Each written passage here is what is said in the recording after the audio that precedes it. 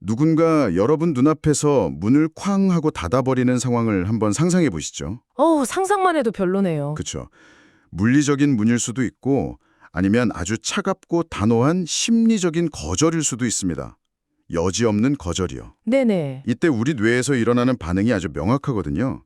인간의 신경계는 이런 사회적인 거절이나 수치심을 육체적인 고통이랑 거의 똑같은 방식으로 처리한다고 합니다. 그러니까 상처받지 않으려고 반사적으로 확 뒤로 물러서는 거군요. 맞아요. 나를 거절한 대상한테 막 분노를 터뜨리거나 방어 기제를 작동시키는 게 뜨거운 난로에서 황급히 손을 떼는 것만큼이나 아주 지극히 정상적인 생존 본능이라는 거죠. 확실히 그렇네요. 우린 뇌가 원래 그렇게 진화해 왔으니까요. 무리해서 배척당한다는 건 고대 인류한테는 곧 죽음을 의미했잖아요. 네, 바로 그거죠. 그래서 인간은 수치심이나 두려움을 유발하는 상황, 그러니까 내가 거절당할 게 뻔한 상황을 기가 막히게 감지하고 회피하도록 설계되어 있습니다. 그렇죠. 합리적인 인간이라면 닫힌 문 앞에서 발길을 돌리는 게 당연한 겁니다. 근데 여기서 참 이상한 지점이 하나 발생합니다. 어떤 거요? 인간의 이 강력하고 정교한 생존 소프트웨어에 일종의 버그가 생기는 순간이 있거든요. 어떤 특정한 조건이 딱 충족되면 사람은 그 닫힌 문 앞에서 돌아서질 않습니다. 오히려 계속 두드린다는 건가요? 네, 자기 손에 피가 날 때까지 문이 부서져라 다시 두드립니다. 두려움이나 수치심, 자존심 같은 가장 기본적인 자기 보호 본능이 완전히 무력화되는 거예요. 저는 약간 이 현상이 너무나 흥미롭습니다. 와, 합리적인 계산이 아예 멈춰버리는 거네요. 손익비가 전혀 맞지 않는 행동에 뛰어드는 심리적 방어벽이 완전히 무너진 아주 이례적인 상태라고 할 수 있죠. 그 특정한 조건이라는 게 뭔지 파악하는 게 오늘 우리가 다룰 핵심이겠군요. 바로 그렇습니다. 오늘 우리는 겉으로 드러난 현상 이면의 기류를 읽어내는 통찰력 있는 청취자 여러분과 함께 이 기이한 심리적 역설의 한가운데로 곧장 뛰어들어 보려 합니다. 좋습니다. 오늘 살펴볼 자료가 어떤 건가요? 오늘 이 깊이 있는 탐구에서 저희가 해부할 자료는 2026년 5월 10일에 BY교회의 양용종 담임 목사가 작성한 담대히 구하는 기도라는 제목의 텍스트입니다. 날짜가 5월 10일이면 어버이 주일이네요. 이 점이 꽤 의미심장합니다. 어떤 면에서요? 부모의 맹목적인 애착이라는 감정을 배경에 쫙 깔고 시작한다는 뜻이니까요. 우리가 이 자료를 단순히 특정 종교 내부의 신앙적 독려문으로만 소비하면 그 안에 담긴 진짜 가치를 놓치기 쉽거든요. 네네. 오늘 우리의 접근 방식은 이 문헌을 하나의 아주 정교한 심리적 그리고 역사적 렌즈로 사용하는 겁니다. 인간의 본성을 들여다보는 렌즈요? 맞습니다. 가장 원초적인 감정인 사랑이 어떻게 인간의 공포와 수치심을 뚫고 나와서 결과적으로 담대함이라는 폭발적인 에너지로 변형되는지 그 메커니즘을 추적하는 거죠. 좋습니다. 그럼 이 흥미로운 렌즈를 통해 첫 번째 장면을 한번 들여다보죠. 자료의 도입부를 보면 부모의 사랑에 대한 묘사로 시작되거든요. 밤새 아픈 아이 곁을 지키면서 간호하는 모습, 자기 삶은 뒤로 한 채 말없이 희생하는 그런 모습들이요. 흔히 우리가 떠올리는 헌신적인 이미지들이네요. 그렇죠. 그런데 이 텍스트가 시선을 확 끄는 이유는 그 모든 부모의 사랑과 불안, 헌신이 궁극적으로 기도라는 하나의 극단적인 행위로 수렴된다고 선언해버린다는 데 있습니다. 인간이 느끼는 사랑의 크기가 자신이 통제할 수 있는 현실의 한계를 완전히 초과해버렸을 때 나타나는 현상을 짚어낸 거군요. 네, 맞아요. 내 아이가 아픈데 내가 고쳐줄 수 없을 때, 또 내 가족이 무너지고 있는데 내 능력으로는 도저히 막을 수 없을 때. 인간은 그 무력감의 끝에서 결국 절대적인 존재에게 매달리게 되잖아요. 저자는 그 극한의 간구, 절대자를 향한 절박한 호소가 바로 사랑의 궁극적인 발현 형태라고 본 거네요. 정확합니다. 그리고 그 주장을 증명하기 위해서 자료는 완전히 다른 역사적 배경을 가진 두 인물의 궤적을 딱 겹쳐놓습니다. 두 인물이 누군가요? 한 명은 고대 근동사회의 거물급 족장이었던 아브라함이고요. 다른 한 명은 로마 식민 지배하에 있던 이름 없는 가나안 여인입니다. 완전히 상반된 인물들이네요. 그렇죠. 이 전혀 다른 두 사람이 사랑하는 이를 위해서 어떻게 자신의 자아를 산산조각 내면서 극도의 담대함을 획득하는지 보여주거든요. 성별도 시대도 사회적 지위도 전혀 다르지만 두 사람이 겪는 어떤 심리적 붕괴와 재건의 패턴이 놀랍도록 일치한다는 거군요. 네, 첫 번째 인물인 아브라함 이야기부터 파헤쳐 볼까요? 이게 창세기 18장의 기록인데 배경 상황이 진짜 숨이 막힙니다. 네네. 전지전능한 신이 소돔과 고모라라는 거대한 도시를 통째로 심판해서 잿더미로 만들려고 하는 찰나거든요. 근데 흙으로 만들어진 한낱 인간인 아브라함이 그 신의 앞을 가로막습니다. 겁도 없이요. 그러게요. 그러고는 묻죠. 그곳에 의인 50명이 있으면 용서해 주시겠습니까? 신이 그렇게 했다고 하니까 그럼 45명은요, 40명은요, 30명은요. 이런 식으로 계속해서 심판의 커트라인을 깎아내리면서 타협을 시도합니다.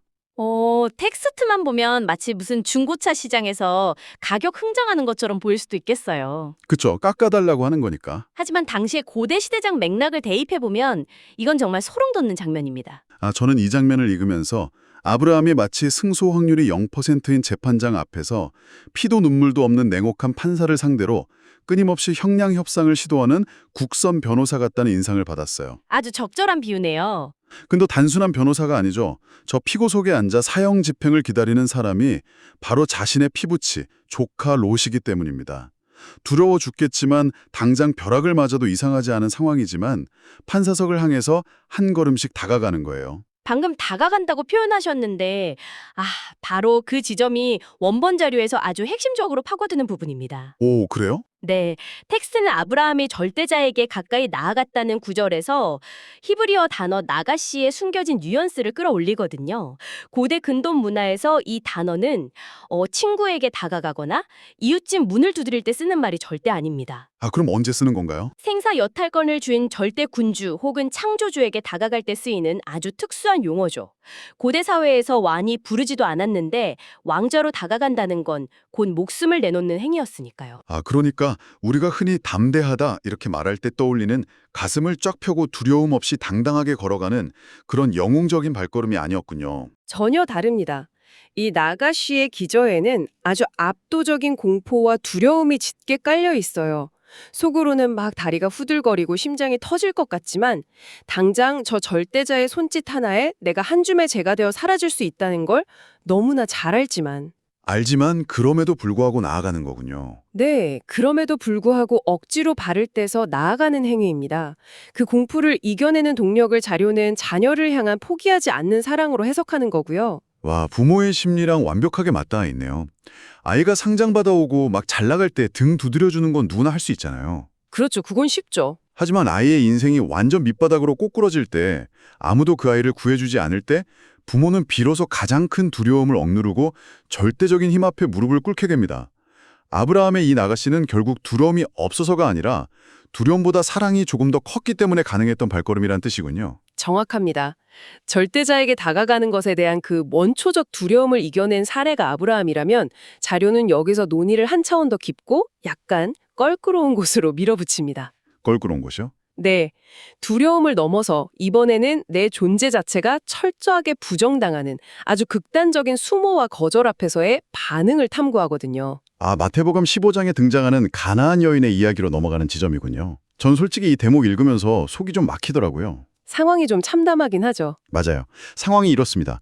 이 여인의 딸이 심각한 귀신 들림, 그러니까 현대 언어로 번역하자면 아마도 극심한 신경학적 질환이나 정신적 발작으로 끔찍한 고통을 겪고 있었어요. 네, 여인은 딸을 살리기 위해서 예수라는 존재를 찾아가서 소리치며 막 매달립니다.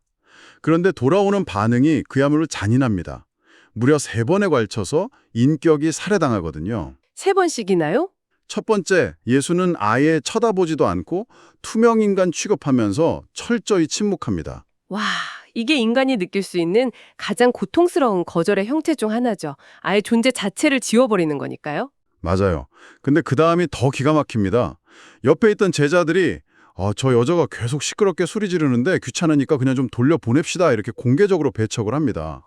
너무하네요. 여기서 끝이 아니에요. 여인이 끝까지 엎드려서 살려달라고 하니까 예수가 직접 이렇게 말합니다.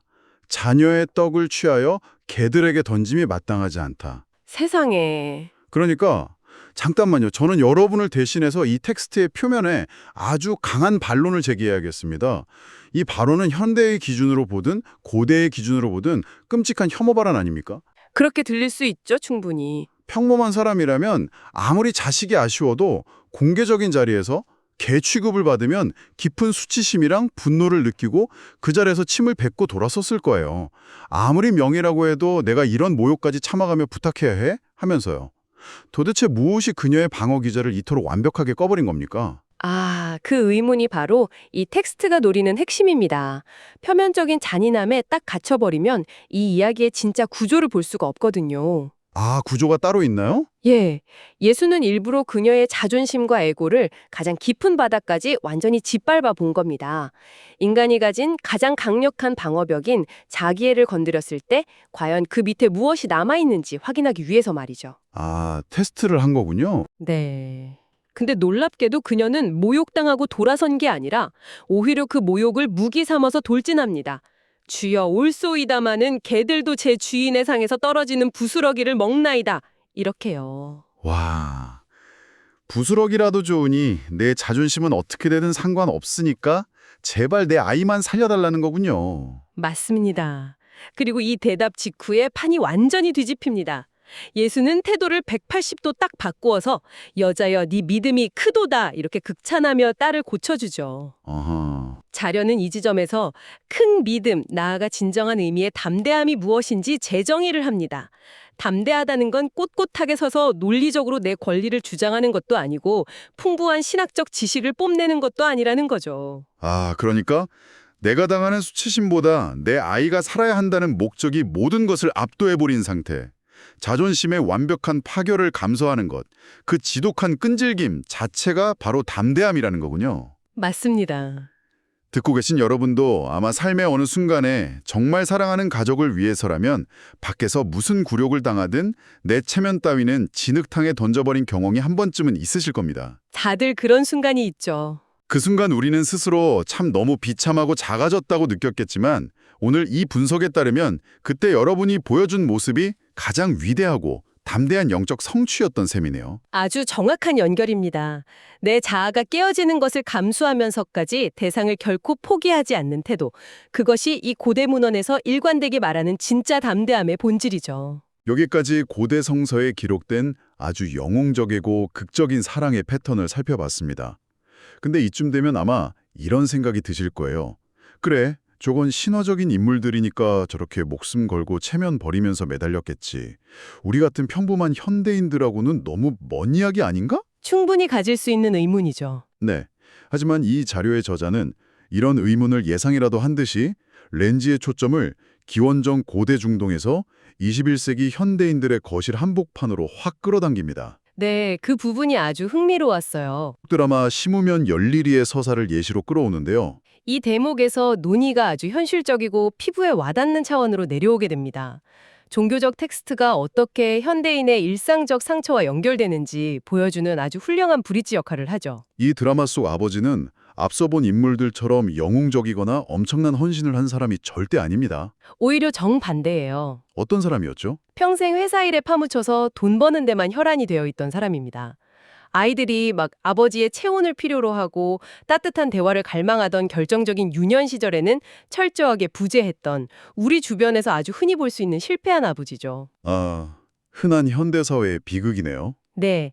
그러다 나이가 들고 이제 뒤늦게 정신을 차려서 아이들과의 관계를 회복해 보려고 쭈뼛쭈뼛 다가가기 시작합니다. 하지만 인간관계에서 타이밍이라는 게 참 잔인하잖아요. 이미 아이들의 마음은 아주 굳게 닫힌 뒤죠. 맞습니다. 아버지가 서툴게 막 다가가서 대화를 시도하니까 다 큰 아들들이 아주 차갑고 날카롭게 비수를 꽂습니다. 뭐라고 했나요? 우리는 이미 아빠 없이 사는 것에 익숙해졌어요. 그러니까 그냥 예전에 하던 대로 하세요. 우리한테 신경 끄시라고요. 이렇게요. 와. 앞서 그 가나안 여인이 겪었던 존재에 대한 부정이 현대 가정에서 똑같이 재현되는 순간이네요. 네, 정말 뼈 아프죠. 이 이야기를 듣고 계신 청취자 여러분의 삶 속에서도 이런 장면이 있었을지 모릅니다. 큰 용기를 내서 누군가에게 다가갔는데 혹은 뒤늦게나마 사과하고 관계를 회복하려고 했는데 돌아오는 건 차디찬 냉소와 닫힌 문이었던 경험 말입니다. 네네. 아까 우리가 서두에 말했듯이 이런 종류의 거절을 당하면 보통 인간은 수치심을 견디지 못하고 도망칩니다. 내가 이 나이 먹고 이렇게까지 비굴하게 굴어야 하나 하면서 다시 문을 쾅 닫고 자기만의 동굴로 들어가 버리잖아요. 그렇죠. 그게 일반적인 반응이죠. 그런데 자료에서 딱 주목하는 건 이 아버지가 그 치명적인 모욕과 거절을 당하고도 다시 아이들에게 다가간다는 사실입니다. 아, 다시요? 네. 이미 늦었고 다가가는 방법도 별로 세련되지 못했고 심지어 상대방은 명확하게 거부 의사를 밝혔는데도 불구하고 말이죠. 왜 깊은 상처를 받으면서도 계속 문을 두드리는 걸까요? 글쎄요, 죄책감 때문일까요? 이 질문에 대해서 저자는 인간 심리와 사랑의 본질을 꿰뚫는 아주 탁월한 명제를 하나 제시합니다. 사랑은 완벽해서 끝까지 가는 것이 아니라 포기하지 않기 때문에 끝까지 가는 것이다. 와우. 완벽해서가 아니라 포기하지 않기 때문에 끝까지 간다. 이 문장이 주는 어떤 해방감이 상당하네요. 그렇죠. 우리는 무의식적으로 관계를 회복하려면 나의 접근 방식이 엄청 완벽해야 하고 내가 진심을 다하면 상대방도 즉각 마음을 열어줄 거라는 약간 환상을 가지고 있거든요. 맞아요. 일종의 통제력에 대한 강박이죠. 내 시나리오대로 상황이 매끄럽게 흘러가야만 그것이 가치 있는 시도라고 착각을 하는 겁니다. 아, 하지만 텍스트는 응답이 더디고 상황이 마법처럼 짠 하고 변하지 않고 심지어 상대방이 나를 막 벌레 보듯 밀어낸다 할지라도 계속해서 발걸음을 내딛는 그 서투른 행위 자체를 조명합니다. 누가 봐도 참 연약하고 턱없이 부족한 시도일지라도 그 안에 대상을 포기하려는 끈질긴 사랑이 작동하고 있다면 작동하고 있다면요? 응답받지 못하는 그 부서진 시도 자체가 이미 위대한 담대함이라는 겁니다. 와, 내가 거절당하더라도 내 자존심이 막 다치더라도 너를 포기하는 것보다는 낫기 때문에 계속 다가가는 그 마음, 그것이 아브라함의 공포를 이기게 했고 가나안 여인의 수모를 견디게 했고 또 서툰 아버지의 닫힌 문을 다시 두드리게 한 거군요. 바로 그겁니다. 근데 여러분, 진짜 놀라운 반전은 지금부터 시작됩니다. 지금까지 우리는 아주 자연스럽게 이 이야기들의 주체를 우리 자신이라고 생각하면서 따라왔거든요. 네네. 우리가 가족을 위해서 절대자에게 목숨 걸고 매달리거나 타인의 다친 마음을 향해서 끊임없이 문을 두드리는 아주 절박한 인간의 입장에 감정이입을 했죠. 그런데 자료의 후반부에 도달하면 우리가 딱 발을 딛고 서 있던 이 관점의 집안이 180도 뒤집어지는 거대한 시선의 역전이 발생합니다. 이 문헌이 단순한 심리 분석을 딱 넘어서 깊은 영적 통찰로 도약하는 결정적인 순간이죠. 도대체 누가 누구에게 매달리고 있는 걸까요? 지금까지 우리는 인간이 애타게 구하고 거절당하면서도 포기하지 않는 주연이라고 생각을 했습니다. 그런데 저자는 선언합니다. 사실은 절대자가 먼저 우리를 위해서 자존심을 버리고 포기하지 않으며 끈질기게 매달려 왔다고 말입니다. 아브라함의 두려움을 뚫는 그 접근이나 가나안 여인이 개 취급을 받으면서도 포기하지 않은 매달림. 자료는 이것들이 단순히 인간이 보여줄 수 있는 극한의 모성애나 희생, 이걸 찬양하기 위한 미담이 아니라고 말합니다. 그럼 뭐죠? 오히려 그것들은 궁극적으로 우리 인간을 향한 창조주, 즉 하나님의 마음이 어떠한지를 시각적으로 보여주기 위한 정교한 그림자이자 모형이라는 해석입니다. 아, 세상에. 다시 말해서 우리가 삶이 너무 절박해서 신의 바지가랑이를 붙잡고 늘어진 게 아니라 본질적으로는 신이 먼저 우리의 바지가랑이를 붙잡고 결코 놓지 않고 있었다는 거군요. 그렇습니다. 한번 생각해 보세요. 우리가 막 이기심에 눈이 멀어서 타인에게 상처를 주고 철저히 세속적인 욕망만 쫓으면서 절대자라는 존재 자체를 부정하고 마음의 문을 쾅 닫아 걸었을 때 신은 무엇을 했는가? 그 모욕과 무시 앞에서도 신은 돌아서지 않았다는 겁니다. 포기하지 않았다는 거네요. 네, 마치 투명인간 취급을 받고 제자들에게 내쫓김을 당하면서도 물러서지 않았던 가나안 여인처럼, 혹은 우린 아빠 필요 없어요 라는 아주 서늘한 거절 앞에서도 밥 먹자며 꾸역꾸역 다가가는 그 서툰 아버지처럼 말이죠. 예수라는 신적 존재가 십자가에서 겪은 수치와 조롱 그리고 죽음의 순간에 드린 중보기도는 바로 그 절대자가 우리를 포기하지 않기 위해서 자기 자존심과 생명마저 바닥에 딱 내던진 가장 극단적이고 끈질긴 사랑의 역사적 증명이라는 논리입니다. 와, 그 시선의 역전을 딱 이해하고 마니까 문서 후반부에 인용된 히브리서 4장의 그 유명한 구절이 왜 거기에 등장했는지 진짜 소름 돋게 납득이 됩니다. 어떤 구절이죠? 우리는 긍휼하심을 받고 때를 따라 돕는 은혜를 얻기 위하여 은혜의 보좌 앞에 담대히 나아갈 것이니라. 이 구절이요. 퍼즐의 마지막 순각이 맞춰지는 순간이네요. 그렇죠. 변덕스럽고 이기적이며 수시로 무너지는 아주 나약한 인간이 어떻게 그 완벽하고 흠없는 절대자 앞에 담대히 나아갈 수 있겠습니까? 내가 무슨 완벽한 도덕성을 갖췄기 때문인가요? 아니면 내 기도의 문장력이 엄청 유창해서인가요? 절대 아니죠. 이미 그 절대자가 나를 향해 자존심을 버리는 맹목적인 사랑을 먼저 보여주었기 때문이군요. 나를 향한 그 끈질긴 짝사랑이 이미 전제되어 있다는 걸 아니까 우리는 좀 뻔뻔하지만 안심하고 그 문을 열고 들어갈 수 있다는 뜻이네요. 거기서 딱 한 발 더 나아가면 우리가 매일 드리는 아주 일상적인 기도의 메커니즘도 완전히 새롭게 해석이 됩니다. 오, 어떻게 해석되나요? 우리가 누군가를 위해 간절히 구하는 행위들 있잖아요. 믿음을 떠나 방황하는 가족이 돌아오기를 바라는 마음, 또 오랜 지병으로 고통받는 자녀를 보며 밤낮 없이 흘리는 눈물들.